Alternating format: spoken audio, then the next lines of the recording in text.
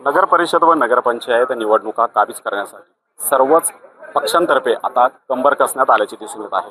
राज्याचे उपमुख्यमंत्री एकनाथ शिंदे आज पिंपळनेर नगर परिषदेच्या आपल्या उमेदवाराच्या प्रचारासाठी येत आहेत। आपण जर बघितलं तर या ठिकाणी उपमुख्यमंत्री एकनाथ शिंदे हे या स्टेजवरनं नागरिकांशी संबोधणार आहेत आणि त्या सभेची आता जय्यत तयारी, स्टेजची मोठ्या प्रमाणात तयारी सुरू आहे। आपण जर बघितलं तर या ठिकाणी या सभेसाठी आयोजकांतर्फे मोठ्या प्रमाणात तयारी सुरू आहे आणि या निवडणुकीच्या रिंगणामध्ये सर्वच महत्त्वाचे घटक पक्ष एकमेकांसमोर उभे ठाकल्याचे दिसून येत आहे।